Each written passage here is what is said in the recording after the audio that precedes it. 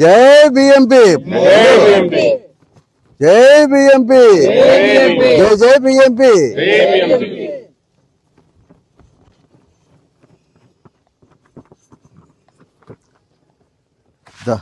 రా పట్టుకో, పట్టుకో, అది లాగు, ఇది లాగు, లాగు లాగు.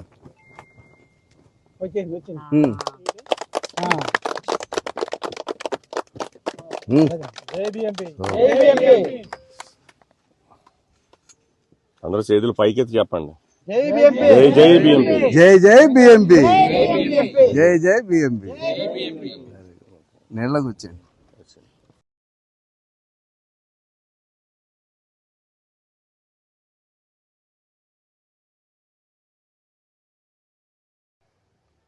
వర్కింగ్ డేలో మీరు ఇంతమంది హాజరవడం నా కుటుంబ సభ్యులైనటువంటి మీ అందరూ కూడా ప్రత్యేక హృదయపూర్వక నమస్కారాలు తెలియజేసుకుంటా ఉన్నాను.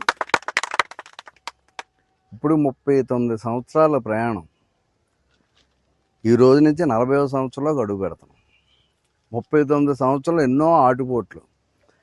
మొట్టమొదట నేను వీరభద్రాచారి గారు అని చెప్పి అనేది ఎవరన్నా 500 పంపిస్తే వాళ్ళకు సర్టిఫికేట్ వచ్చేది. వాళ్ళు ఏం చేస్తున్నారు అనేది కాదు, విజయవాడ నుంచి దొంగడో దొర ఏం కాదు.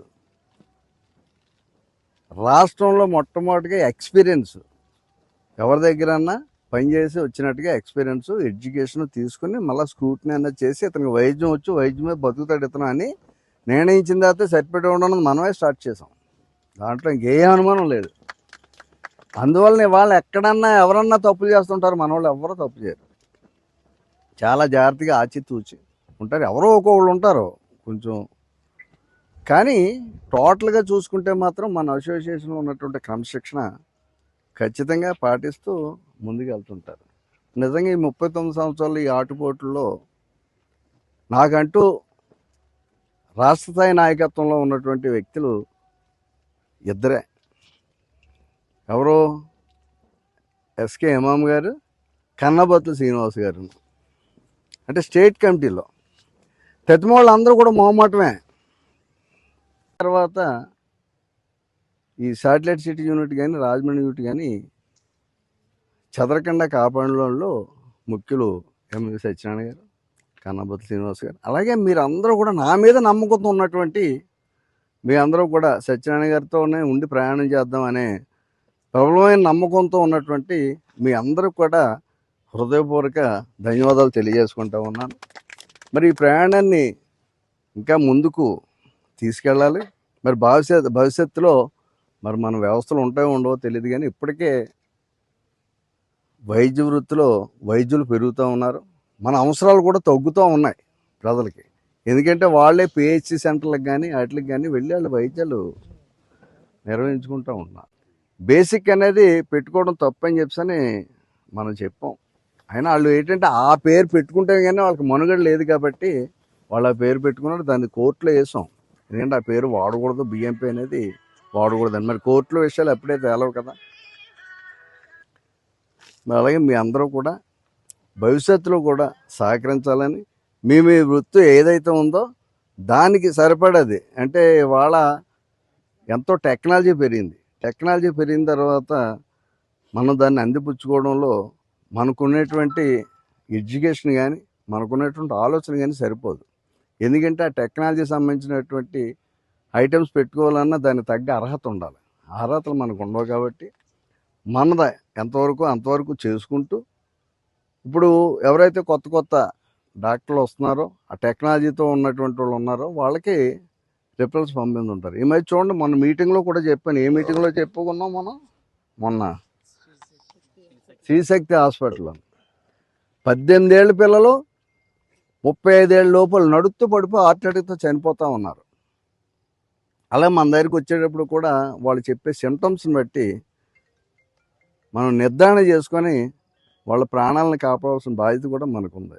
మనం పూర్వం నుంచి ఏం చేస్తున్నాం అంటే, ఎందుకు ప్రభుత్వం మన మీద మంచి అభిప్రాయంతో ఉందంటే, మన పల్స్ పోలియో కానీ గవర్నమెంట్ వాళ్ళు నిర్వహించినటువంటి ఇమ్యునేషను ప్రోగ్రామ్స్ కానీ, అలాగే ఈ కాల పరిస్థితిని బట్టి, అంటే వర్షాకాలం శీతాకాలం, ఎండాకాలం వచ్చే వ్యాధుల మీద అవగాహన కల్పించడంలో మన అసోసియేషన్ ఎప్పుడు కూడా ముందు ఉంటుంది. అందువల్ల ఇటువంటి వ్యవహారాల వల్ల ఏంటంటే ప్రభుత్వం దృష్టిలో మన మీద మంచి అభిప్రాయం ఉంది. అందువల్ల మంచి అభిప్రాయం పోగొట్టుకోకూడదు.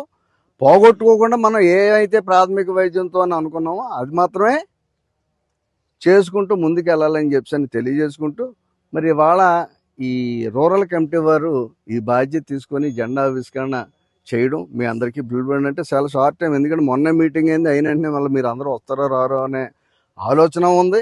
ఆలోచన ఉన్నా ఇది ముఖ్యమైనది కాబట్టి, ఇది పండగలాంటిది కాబట్టి మనకి. ఎందుకంటే ఆగస్టు 15 అన్నది జాతీయ స్వతంత్ర దినోత్సవం. దాన్ని ఎలా పండగలా చేసుకుంటాం, అలాగే ఇది మనకి ఈ జెండా ఆవిష్కరణ ఏంటంటే మన జీవితాలు గడపడానికి, అది స్వతంత్రం రావడానికి ఇదైతే ఇది మన జీవితాలు రావడానికి కాబట్టి ఇది పండగ రోజు మనకి. అందువల్ల ఖచ్చితంగా మన పుట్టినరోజులు, పెళ్లి రోజులు ఎలా అయితే చేసుకుంటాం, ఒకవేళ మానేసినా సరే జెండా ఆవిష్కరణ మాత్రం 29 మేము ఉన్నా లేకపోయినా భవిష్యత్ తరాల్లో మీరు ఎప్పుడు కూడా మానకూడదని చెప్పని కోరుకుంటూ, నాకు ఈ అవకాశం ఇచ్చినటువంటి మన రూరల్ కమిటీ వారికి, తర్వాత నా వెంటంటి నడుస్తున్నటువంటి సోదర సామాన్యులైన మీ అందరికి కూడా ప్రత్యేక, నా కుటుంబం అయినటువంటి మీ అందరూ కూడా ప్రత్యేక హృదయపూర్వక నమస్కారాలు తెలియజేసుకుంటాం.